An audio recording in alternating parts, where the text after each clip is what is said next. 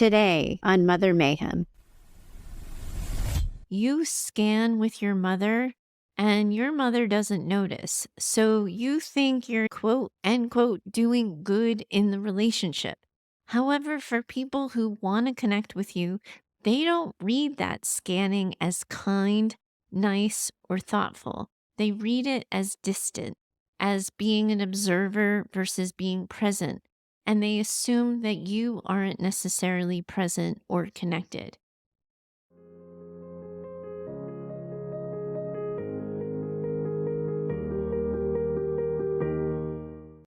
Welcome back to Mother Mayhem, the Narcissistic Abuse Recovery Podcast for Daughters. Hi, I'm your host, Heather Gray, and I want to start by admitting openly that I have honestly been avoiding this particular episode like the plague, even a little shaky in my belly as I talk. This already feels quite vulnerable for me, and I am only a couple of sentences in, and I haven't even named the topic yet. Here goes. Today, we're talking about building and maintaining friendships as adults when we have childhoods marked by trauma.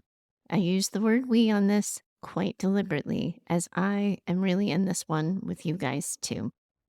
I have no problems admitting that adult friendships in my life have made for my greatest joys and my greatest heartbreaks, often with the same person. I can only do this episode if I full on admit that I totally have imposter syndrome as I'm talking to you. I keep waiting for the real therapist to show up for this particular chat. Honestly, I really wish I could just hand this one over to Oprah and Gail and say, hey, you guys have this down. You cover for me. I might not know what the fuck it is I'm talking about. I can tell you that in my freshman year of college, I had attracted a bunch of really depressed girls as friends. Every one of them had an issue of some kind, and of course, that makes sense for women in their late teens who were going to school to be social workers. But I'd gone away for a day, taking a me day, and I came back to a series of demanding and pressure filled voice messages from said friends. They were dramatic about my absence, expectant that I would follow up with them immediately. And I had this in my bones feeling that I could not feel responsible for a group of friends' well being so much so that I wasn't able to leave campus for a day without it being a thing. I ended 4 friendships that night, one by one. I knocked on their doors and let them know that I couldn't have that kind of friendship in my life. It was too much. After being so restricted growing up, I needed to be able to leave whenever I wanted, and I wanted to be accountable to no one. I can also tell you that at the start of my sophomore year in college, my best friend broke up with me, and I lost my entire friend group with the exception of 2 people in one fell swoop because all of our mutual friends together chose her. I can tell you that I have a friend today who has been one of my best friends since 1999, and yet we have 2 breakups in our history. I had one breakup in 2013 with another very close friend who I had managed to be friends with for 15 years. And then we have 2023. It was quite the banner year for me. It began with the difficult decision to end one close friendship, and it ended with another friendship that was really a sisterhood, just blowing the fuck up. You all are so used to me being open about my history and know that I like to use my experiences and stories as examples. I really do believe that as a therapist, that if I have thoroughly unpacked and packed something I have been through, it can make for a strong clinical connection to share. I can also very easily tell you that I am not done unpacking or packing the year that was 2023. So I simply cannot say anything else about it. And of course, I know you guys understand and respect that, but please do know that it's hard for me to even acknowledge any of this publicly. But also, not saying it was starting to feel like lying. Now you know the dirty details, and I can stop feeling like I've been running from them or pretending to be something or someone I'm not. I also have to acknowledge that discussing this particular topic today comes with a distinct level of vulnerability and self-consciousness. The reality is that these former friends of mine may be in fact tuning in to listen. As we're all too aware, social media can sometimes invite a bit of stalking. That's par for the course, of course, and I've accepted that at this point. But it also means that I find myself sometimes navigating messages that may or may not actually be coming from you, one of the daughters, actual members of my listening community.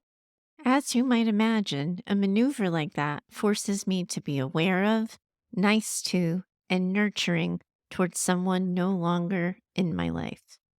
Unlike them, I'm in a public space, both here on the show and on social media, as I try to build my private practice and as I try to foster this community. This means they have the advantage of anonymity while I navigate this conversation openly and oh so publicly. It's hard not to imagine them yelling hypocrite at me as I start to talk to you, and I do imagine them calling out inconsistencies in what I say to you versus how they experience me.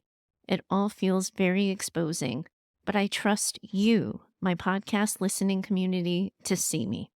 I trust you to know my heart and my intentions, and also, quite frankly, I trust you to hold me a little bit and my vulnerability on this. I am leaning into that with each point I make. I know I have earned your trust, and you have earned mine. I'm leaning on that as I continue this conversation, which feels altogether public and so exposing for me. I also know, though, that even though those friendships have ended, there's longevity behind them, and that counts for more than something. There was far more good than bad in all of them. The quality or worth of relationships is not going to be determined by how they ended. I simply don't believe relationships are failures just because they didn't last forever. Some simply aren't meant to. You, for sure, are hearing my pain in this, but you aren't hearing shame. We don't have to be defined or limited by the things that are hard for us, and we shouldn't be made to feel small for having them. After all, we're all still showing up here. We're trying, and that says a whole hell of a lot, I'd like to think. So, I've been sitting on two questions about this topic, and I'm going to work really hard to do my best by the listeners, by all of you, and quite frankly, by myself. I know that the three of us aren't the only ones looking at these issues in our lives. And admittedly, I almost named today's listeners Oprah and Gail, but that is a lot of pressure for anyone to live up to. So instead, let me just go with Anne spelled with an E, and of course Diana, after my beloved characters in Anne of Green Gables. So here's to bosom friends, and I pray to God you all know that's an Anne of Green Gables reference. Otherwise, I just took this show to a whole unexpected level. Before I dive into the letters for today, let's just zoom the lens out a bit and allow me to talk from a little bit of a psychobabble perspective, if you will, about why all of this is so hard, so emotional, and so challenging for us. You're going to hear Anne in her letter ask me why learning about friendships as an adult feels so elementary. And of course it does. You couldn't learn normal relationships as kids. You were too busy surviving the relationships you had already been handed. And during really formative years, your relational skills were being informed by a narcissist. Of course, many of you still feel like you're catching up and making up for lost time. It makes even more sense when we're reminded how you're all learning about boundary setting and reducing people pleasing tendencies. All of this ends up being a lot. And of course, some of it makes sense, right? After all, if our own mothers couldn't love us, how are we supposed to believe that other women would, could, or would even want to? We internalize stories about ourselves in early childhood, and then those internalized stories become our truths about ourselves as we get older. We make decisions from that place, we show up from that place, and given that those stories become so ingrained in us when we're so young, we believe them to be true about ourselves. We don't know that they're just stories. So, if our moms expected us to be performers or doers of some kind or overachievers when in relationships with them, we're going to end up assuming that that's what others expect of us. So, we'll be programmed to always be doing something for a friend, or we're going to be programmed to believe that we're never really good enough, but we'll keep working to be good enough just like we did with our moms. Also, too, with our moms, let's face it, there were right answers and there were wrong answers. But we were in this endless guessing game trying to figure out what the right answer was for that particular day. And to have a prayer of knowing what those right answers would be, we always had to scan our moms to know their moods, to anticipate their needs, and to be in an endless game of what I call prevent defense. You all know I follow football, right? So some of us were raised totally enmeshed with our moms. Some of you ladies were attached to your moms at the hips. And we're either, when that happens, going to move into adulthood thinking that that's what friendship should be, or we might go fleeing from that kind of relationship and crave cool, composed distance inside of friendships. And the opposite ends up being true too. If your moms were distant, if they were removed or inconsistent, you might find that you expect distance in relationships and might be surprised when someone ends up wanting or craving more intimacy. Likewise, again, that pendulum can swing right back in the opposite direction for other daughters. If they were raised by emotionally unavailable moms, they may end up seeking people who were intensely available and intensely connected because they're looking for that bond that they always wanted and never had. Each of us have internalized our own experiences in our own kinds of ways. And until we bring those stories into light and test them just a bit, we operate as if they're true. We never think to say some of the things out loud or check our stories because we just assume they're true for the other person too. This is another area sometimes too where attachment theory and attachment issues show up for a lot of daughters. Some of you women listening may identify with having what we call an anxious attachment style, and you guys have heard me talk about this in previous episodes. Others of you listening may know that you might be more avoidant in your attachment style. And still, others of you are going to be in that combination of a little anxious and a little avoidant. And that, again, just as a reminder, creates what we call a disorganized attachment style. So, in relationships, there ends up being this common therapy cliche, if you will, that often ends up ringing true. We tend to recreate dynamics from our childhood. Whether it's romantic partnerships or friendships, we often find ourselves drawn to individuals who reflect those familiar patterns and tendencies. This can stem, sometimes you've heard me talk about, from unmet childhood needs that we unconsciously end up seeking to fill in adulthood. For example, we might be trying to get an emotionally unavailable person to become emotionally available because that may end up feeling like that attempt to heal those past wounds we have from our parents. Our self perception of worthiness plays a role in these dynamics, and it leads us to ending up choosing partners who replicate those familiar patterns. And then, too, we're all creatures of habit, so we end up seeking consistency in our relationships. So, if we grew up with aloof and distant connections, encountering someone who displays those traits might feel oddly comforting because it's familiar, even though aloofness and distance may not exactly be comforting, nurturing, or soothing. It feels like home because it's what we're used to. That sense of familiarity can create this subconscious sense of safety, even if it's not conducive to healthy relationships or any kind of emotional growth. It's sort of like gravitating towards what we know, even if what we know isn't necessarily what's best for us in the long run. And then it gets really, really spicy, of course, when we are used to distance, aloofness, and conditional connection and are met with love, warmth, intimacy, or other expectations for some form of closeness. So, knowing ourselves and our stories and using that self awareness to fuel our choices and friendships is obviously going to be important here. But as you hear when I talk to Anne and Diana, we're also challenged to break relational patterns and are tested to communicate at a level that has very likely not been modeled for us, rewarded, or respected. Most of you daughters are used to your attempts at communication being met with more abuse. not more understanding. So let's first dive in together and hear what Anne Whitney has to say. Sitting on this side of things now, recognizing that my mother is narcissistic, I have begun to wonder how her style of parenting has impacted me. Not in the overt ways that are classic or common ways of living with a narcissistic mother, but the quiet and subtle ways that may be hard to tease out. One of those is friendships.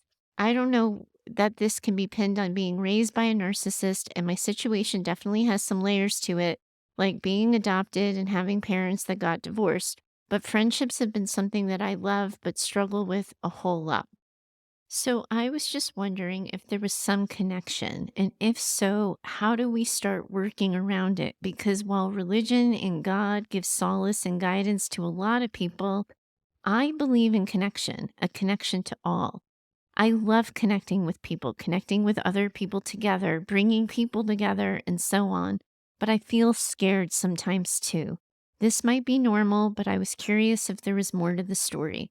So, to explain further, I enjoy people, meeting them, talking with them, sharing meals, trips, ideas, support. But a lot of the time, I'm wondering if I said the right thing, rehashing a conversation I had with someone, beating myself up about what I said before, wondering how best to express gratitude toward a friend. It seems like I come off like a parent to some of my same age peers, and that feels weird. Like, I remember telling a friend of mine how proud I was of her after landing her first job out of college and how excited she was. She told me that I sounded like her parents. People are drawn to me, and I say this to mean I know I'm not generally an off putting person. Of course, you're not. But then I have a hard time getting close to people. I feel distant even being with them.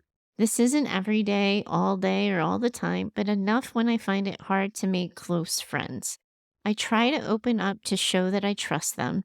I ask about their lives, but yet the friendships feel cordial. I get told often how organized I am and how people think I've got it all together. But in my head, I feel like chaos and like life is swirling all around me. I don't know if I come off judgy or impersonal, but I see people at work make friends so easily. Does my lacking confidence show? I try to be nice, but I don't think that's exactly what it takes to make those close friendships. Sometimes I feel robotic, and I think that this is an emotional protection piece that comes from time to time. I think at times I'm good at making a lot of friends, but struggle to make close friends. I'd love to have a group of close friends. I do in Colorado, but we don't keep up often. I feel a distance between me and close friends sometimes too, actually. I feel this distance often, like two conversations going on in one. The one in front of me with this person or friend, and the inside judge holding constant comment about how I'm doing in the conversation. At times, the inner voice is cheering me on, and other times telling me I'm not making good conversation. Not all the time. I have a few friendships where I can be totally me and I don't second guess a thing. I would like to have friendships like that where I currently live, though. So now that I've talked at you and rambled on with my pre coffee thoughts, I will get to questions. How has my upbringing affected my ability to make friendships? What subtle ways has her particular narcissism creeped into my adult self that negatively affect the way I connect with people today? I hate that present but distant feeling when I'm with someone. It's distracting and not helpful. What is that, and how do I work around it? Sometimes these feelings and concerns about my friendships feel very elementary, like I haven't emotionally matured. Is that a common theme? Lastly, what are some tips for moving beyond these struggles for someone with a history of narcissistic abuse? I know I can still improve on speaking up for myself and being more of a friend to myself as well, but I really like to understand how a problem came to be as it helps me understand myself and move forward. Whew. Okay, Anne, we're just all going to take a deep breath. Thank you so much for that letter and the vulnerability you shared and the honesty. And there's so many women listening to this and going, yeah, Anne, me too, me too. I so feel you on this, and I want to reflect something for you here. Even in your questions, you, my friend, are stuck in your head. You think that if you can understand the problem, you can see your way through it. And this is likely a skill that has worked very well for you with your mom. If you can understand her, read her, know her moods, you would know what to say. You might not always get the right answer, but you would often be close. When dealing with a narcissistic mom, it's important to recognize that they have this love for being the center of attention. Narcissists thrive on being admired and prioritized, which is why they often encourage others to constantly scan and focus on them. It's crucial to remember, though, that narcissists lack the ability to truly engage in relationships. Their perspective is skewed and they're unable to comprehend or empathize with any kind of emotion. What matters most to them is how they are perceived, not the actual dynamics of the relationship. This often leads to this one sided dynamic where you're constantly trying to please them, but they show little to no regard for your feelings or your needs. So, of course, you end up thinking that that's how to do well in relationships and what a relationship is. However, there's no relationship there. If you make connections or friends in that manner and that dynamic works for them, they are likely another emotionally limited person. Most people, when connecting with people, want reciprocity in friendships. They want that give and take. They, of course, want to take a turn and be able to take up space, but they also want you to be able to take a turn. And if you don't, it makes sense that they might see you as nice, but not necessarily interested in connecting with you further. Also, too, people pleasers in general have a hard time realizing this, but I want to walk you through something important. You scan with your mother, and your mother doesn't notice. So you think you're quote unquote doing good in the relationship. However, for people who want to connect with you, they don't read that scanning as kind, nice, or thoughtful. They read it as distant, as being an observer versus being present, and they assume that you aren't necessarily present or connected. Your mom created this story in you that there's a right thing to say, and she unleashed unholy hell on you when you chose wrong. But that isn't healthy in relationships. So, of course, you want to be kind and thoughtful and considerate. But if you're looking at the person for their mood, what they need, what they think of you, how interested they are in you, you aren't really present in that moment with them. You're in your head. And often when you're in your head, you end up getting perceived as closed. Because after all, the person you're talking to, the girlfriend or whoever you're in front of, they can't hear your inner dialogue. They just see however you're responding to your own inner dialogue. And that's why you often end up getting misunderstood. Most people, when they see you and you're scanning, they see that as a closed sign, as if you're not open. Perhaps they perceive a boundary and they respect it. They respect that you're closed or otherwise unavailable. They see you as a no vacancy sign and they just move along. I imagine a little bit here, Anne, that you're largely being misunderstood and misperceived.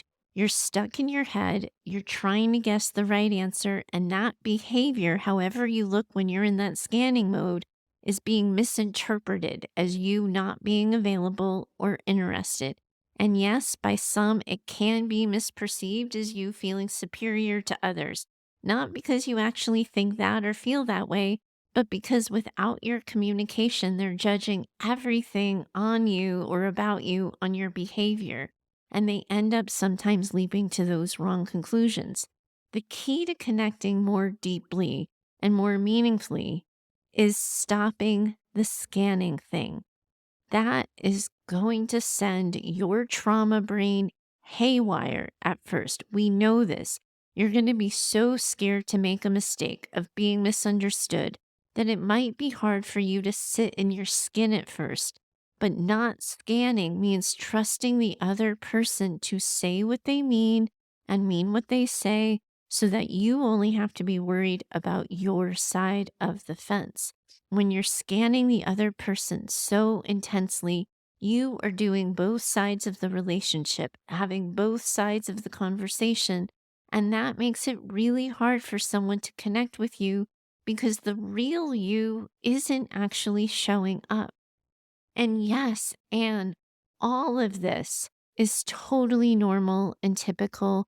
for daughters of narcissistic or otherwise emotionally limited parents. What got you here with them, so to speak, isn't going to get you there with new friends or new acquaintances. You became successful with your mom because you became exceptional at scanning. And that very thing ends up disconnecting you from more emotionally available people. Maya Angelou had this quote: "When someone shows you who they are, believe them the first time." My question for you, Anne, is, are you showing up in such a way that people will believe you the first time? What are you hoping people will believe about you? And are you showing them? One thing I really have to recommend to you and everyone listening, and now that I'm saying this, I really wish I had said it sooner at the beginning of the episode, but please, all of you, if you haven't already, go back and give episode 34 a listen. It's that Heartwise Blueprint for Healthy Relationships episode. I talked to Brenda on that one.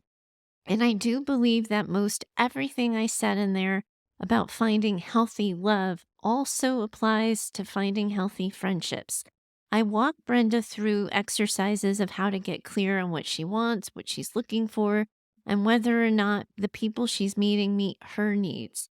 It's easy to get jealous or feel disconnected at work, but before you go down that rabbit hole, Anne, can you do me a favor and just check in with yourself a little bit that these are actually people you would want to connect further with? Are these people people who seem open, inclusive, and welcoming? Are they people that you aspire to be closer to? Just take a second and check in with yourself on this, because you might be reacting to the fact that you don't have connections with them, but also they might just not be your people, but somehow you're wishing yourself to be closer to them anyway. So spend some time on the journal reflections that I offered Brenda in episode 34, and I think you'll find some clarity, insight, and your own intuition in those. Then I would really like you to look at those relationships and the connections you have that do feel safe and successful. How are those connections and those people and those friends different? What makes them work for you? What sort of things do you experience from these friends that you don't experience in other relationships? How do they tend to show up differently? How are you perhaps seen differently? Or how do you show up differently? Then I want you to do a gut check. A lot of people feel vulnerable showing up as their whole self, so they're guarded and protected. Are you doing that? If you're being guarded, you aren't showing up as all of you, and then you're wondering why you're not seen, respected, chosen, or included. See how that ends up happening sometimes? Make sure you are putting yourself into the arena that you want to play in, Anne. I imagine that as you listen to the conversation we've had together so far, you can see how your relationship with your mom has impacted your friendships and your other relationships. It does make a lot of sense to me, Anne. She had you thinking that there was a right answer. So, of course, now you scan to figure out the right answers for other people, but you don't know their rule books as well. So you end up feeling behind, out of step, and then disconnected. And you point out that there are blatant ways that your mom has affected you, and you're looking for that nuance. I think one of the things that you might not have connected to for yourself that I sort of see in between the lines of your letter here is that you don't think you on your own are enough. I'm reading how you think you need to do more, to be more, to offer more, and that you just showing up and being yourself wouldn't be enough. I wonder too a little bit here, Anne, how much and how well you know yourself. One of the side effects that often comes with people pleasing and putting the emphasis on other people is that when it comes to knowing what you like, what you prefer, what you bring to the table, you don't always know. People pleasers come to know other people better than they come to know themselves. And I sense a little bit that that might have happened to you here. It might feel like you're bringing a blank slate to the table a little bit. you might want to spend some time thinking about what you have come to know and learn about yourself. Now that you're coming to terms with who your mom is, you might need to reintroduce yourself to yourself. I bring this example up all the time. They don't need the money, but you might feel like Julia Roberts in Runaway Bride and you don't know how you like your eggs. You're used to knowing how everyone else likes their eggs and what they like to do in their spare time. But you aren't used to giving voice to what you do. So when you're asked or encouraged to share, you end up going blank a little bit. Combine that with that mild anxiety and tension that you have come to have trying to figure out the right answer. And of course, you get confused, disjointed, and disconnected. The key here is going to be understanding yourself first. It's learning self acceptance, embracing your preferences, your quirks, your nuances.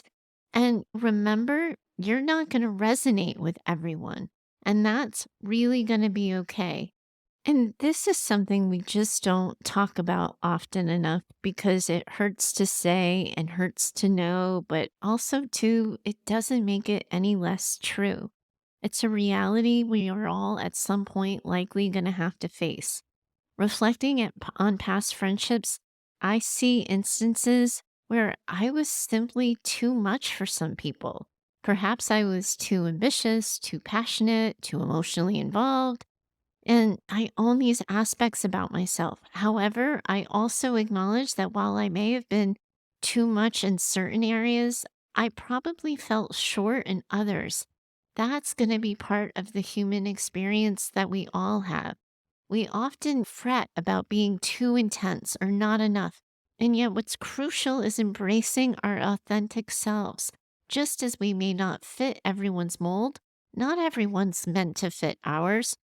This is messy, beautiful, hard part of being human and of being real. It's that give and take, the ebb and flow of connections. It's not just going to be about trauma, it's also about navigating the complexities that come with being human. Welcome to the perfectly imperfect journey. I think a lot of women listening into this conversation are likely used to someone else choosing them. You either meet another woman, she seeks you out for more of a connection, you say yes, and this friendship starts and you slide into it. Sometimes disconnects and relationships happen because you say yes to the people choosing you before even asking yourself if you might choose them, if they are people you would consciously choose. You heard me talk to Brenda about that in episode 34. And again, those two episodes really do go hand in hand. All of this is to say, Anne, when you think of the women at work who make friends, quote unquote, so easily, do you like them? Do they interest you? Are there things about them that make you want to get to know them better? One of the reasons you might not have connected to them as successfully as you have with other people is your spidey sense is picking up on the possibility that they may be more like your mom. You might have sensed something about them.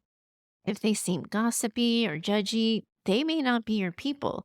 If they're inconsistent, where they're friendly one day and aloof the next, they may not be your people either.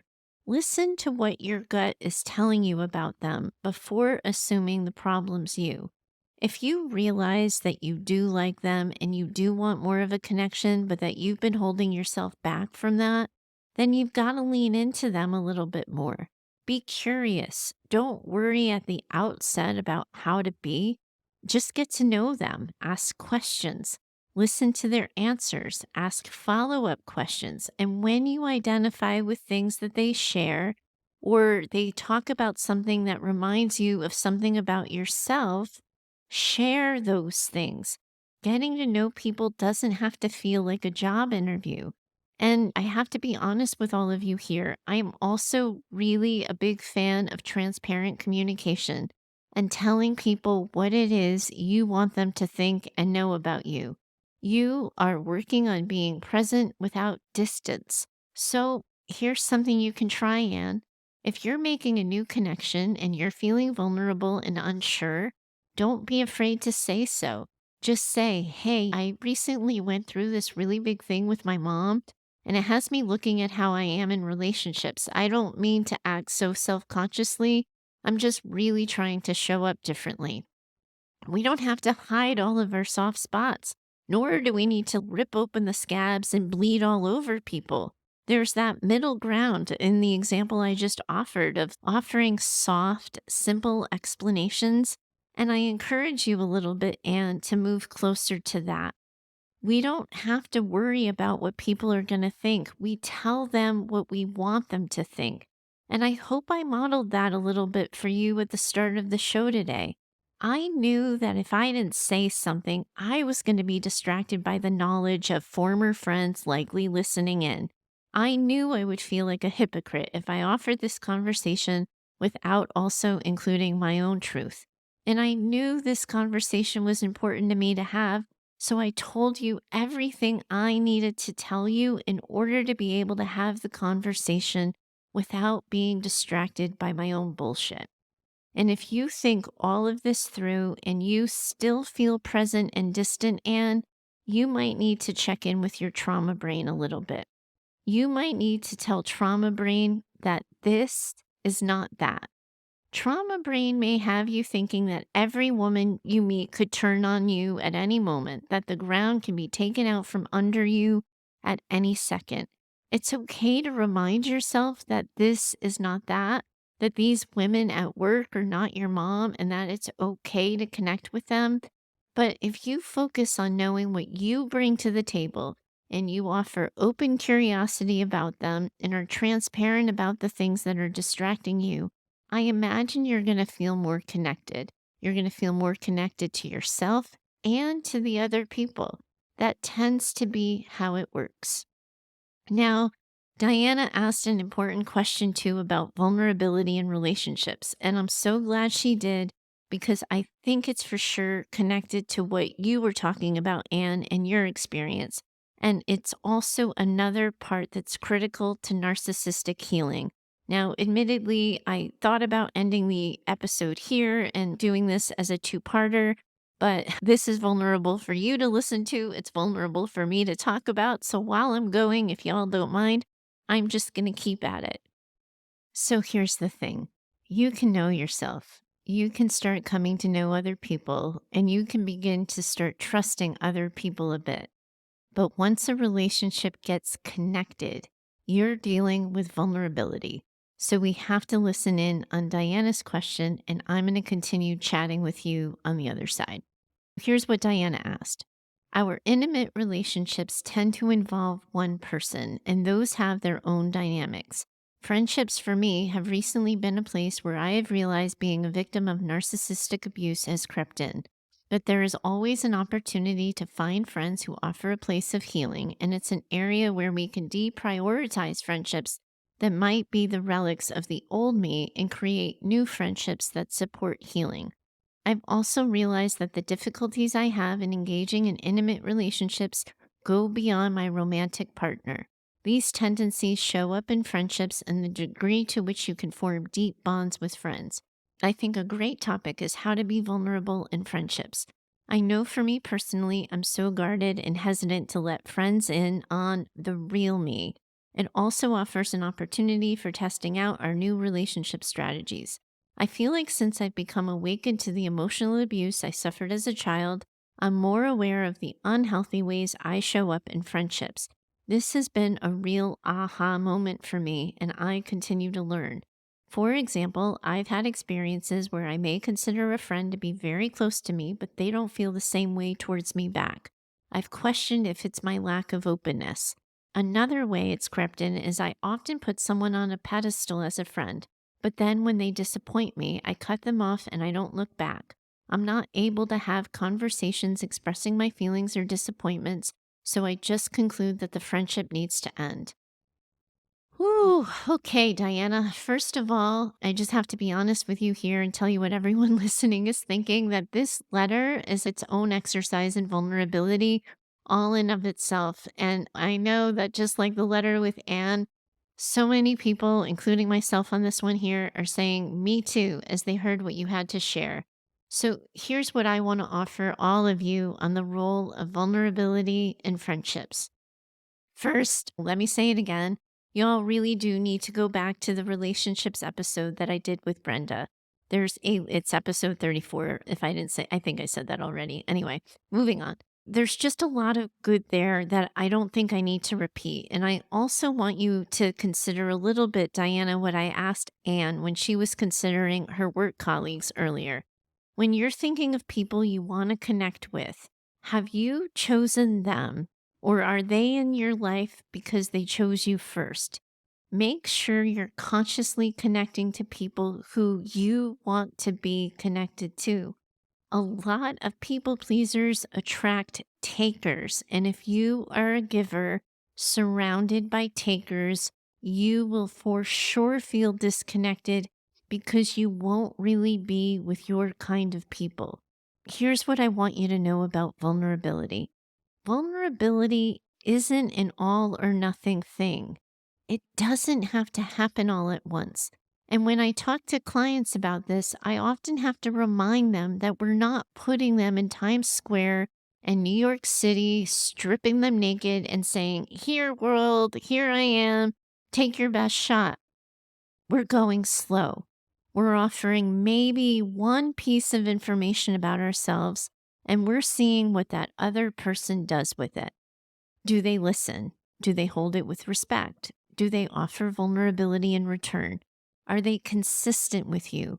When you share something else with them, how do they respond? How do they communicate when they're having a bad day? How do they disagree with you? When you communicate with them, do you feel safe? We know trauma brain goes into overdrive in relationships, and sometimes it's unwarranted. So, if communication isn't feeling safe, see if you can name why and then go and check the evidence. Sometimes you're going to have to go with your gut instinct that someone is a danger and it's going to turn out that you're wrong. Other times you're going to give someone the benefit of the doubt and it'll turn out that they didn't deserve it, but you were and that you were right. That's okay. It's going to suck, I promise. But also, you're not going to die from it. It's part of being human. Not everything is trauma, and not everything is going to re traumatize us. Things can hurt, be hard, break our hearts, outright suck, and still not be trauma. Hard things hurt. Of course they do. But once we get used to feeling hard things and seeing those hard feelings through, they hurt less. Trauma brain wires you to protect yourself from hurt. Healing means being willing to be hurt because you trust yourself enough to go through it. Diana, I really love that you spoke directly to a tendency to feel closer to a person than the person feels for you. I think that that is one of the most painful things I hear from other women when they're talking about their relationships. And that can be true when they're dating, married, partnered, or just making friends with people. Here's how I want you all thinking about this and learning to manage it. So, you have heard me talk about relating intentionally. And I think I've even talked about building trauma informed relationships into some of my discussions. At the very least, I'm pretty sure that I spoke about it way back in our fourth episode together when I spoke directly about relationship work after recovering from narcissistic abuse. One of the most critical things you can do in a relationship is tell another person what it is you need in a relationship. And I would argue that most relationships skip this part entirely, but one hard conversation or even a series of hard conversations can make so many other things easier and far less painful. Once you all get to know yourselves and know your needs in relationships, you are going to be challenged to be unapologetic and matter of fact about them. Having needs doesn't make you needy, it makes you human. So, when you get to know someone, either as a friend or someone you're dating, I strongly encourage you to say something along the lines of, "I'm really glad to be getting to know you, and this connection between us has become quite meaningful to me. I've made a mistake before in relationships with unspoken things and assumptions, and I really don't want to do that again. Would it be okay if we talked about what you need in a friendship, and I want to share a little bit what I need too?" I sometimes get in this awful habit of guessing or assuming and trying to read minds, and that really makes one hell of a mess, and I want to do it better this time. Again, at any time I offer you guys words or scripts, use your words, use your scripts. That's just an outline for something to consider in talking about. So always adapt these things to you. The other person, when you lay down something like that, may not know how to do this any better than you do. And they may never have considered the question for themselves because not everyone's the most personally developed person on the planet, right? But how they respond to your request is going to tell you everything you need to know about whether or not they're safe for you and safe to be vulnerable with. Because if they are cold or chilly or distant to that request, they're likely not capable of anything that comes after. And you might be met with total respect and openness and still find that people can't meet your needs and they will politely decline. It's going to suck, but it's good for you to know and good that they told you because then you're not wasting time or any more vulnerability getting close to someone who doesn't even want to hold it. I would also argue that when that happens, it isn't rejection. It's really good communication. They aren't rejecting you. They're simply acknowledging that the way you move in relationships isn't the way that they do. And it's okay, and it will be okay. You want to be comfortable expressing an opinion, disagreeing, and a whole host of other things down the line. All of that gets easier to do when you commit to building a relationship on a solid foundation. Then, Diana, the vulnerability challenge becomes more about personal accountability with yourself, checking in with yourself at the end of each day about how you showed up, if you showed up, and how you felt about showing up. If you wished for more connection, make note of that. If someone invited you to share more, did you? Did you want to? Did you respect your own boundaries around communication and communicate that?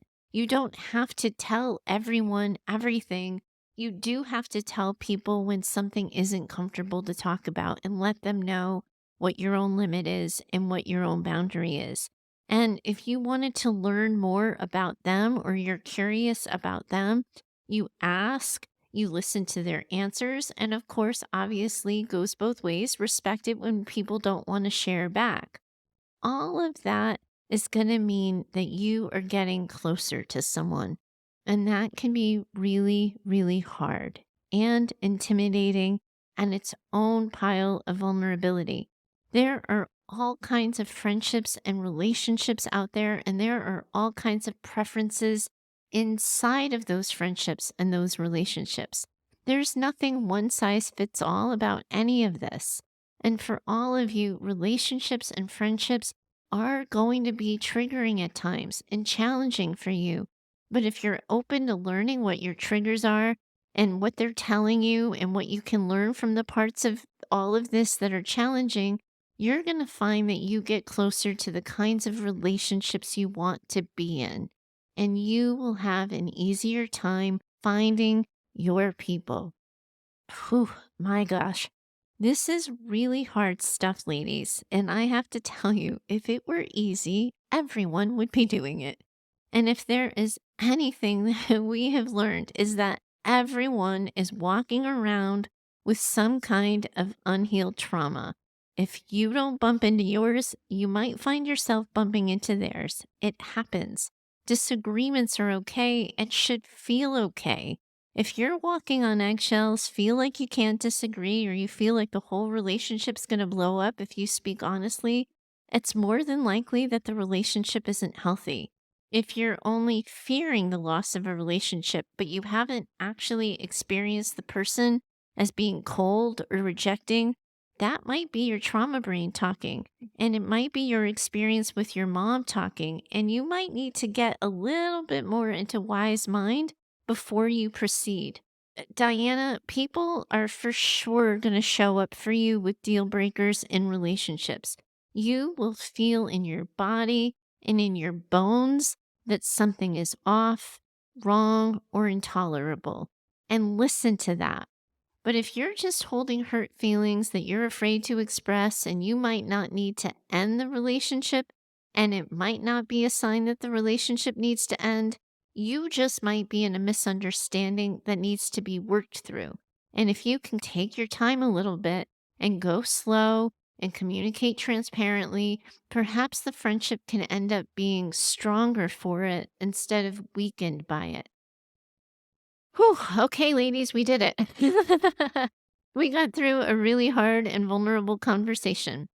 I know that this probably brought up a whole lot of thoughts and feelings for all of you because I sure as heck know that it did for me. And you know what? I think we'll probably keep talking about it. So, what I offer all of you is write into Heather at daughtersnpd.com and let's keep talking about it. After all, I had this conversation with you guys and I didn't die. So we're going to keep talking about it and we're going to keep learning from one another. Healing from trauma isn't just about recovering from what happened to us. It's also about looking at how we've been impacted by what happened to us, examining what doesn't work for us or doesn't serve us, and asking ourselves what we are willing to do for what it is we say we want. You are in a community of women around the world who are in this with you. And I, for sure, am too. Okay, I'm going to go run off and I'm going to watch some Golden Girls and I'm going to watch Somebody Feed Phil. And I am going to go nurse what inevitably is going to be a major vulnerability hangover for me. Okay, we did it, ladies. Bye for now. I'm so grateful that you're here. You're right where you're supposed to be. At its heart, I'm hoping to use this show to build a community of women working together to heal from childhoods marked by maternal narcissism and emotional neglect. My goal for Mother Mayhem is that this show becomes an advice and mentoring driven show where you share your questions, struggles, and stories, and I offer you direction for healing and recovery. That can't happen without your contributions. I invite you to send a recorded voice memo or write in an email with your questions and things you're struggling with. You can always find me over at Heather at daughtersnpd.com. To connect further, I invite you to find me over at Instagram and occasionally on TikTok at daughtersnpd. If you know another woman who needs this conversation in her life, I'm going to ask that you share the show with her. You can help me get the word out with your reviews and social shares of the show, and I hope you'll consider doing so. Special thanks to Heather Clark for editing this show. She's in my head and knows what I meant to say when the words come out backwards. Thanks for your time today. I'm always in it with you. Bye for now.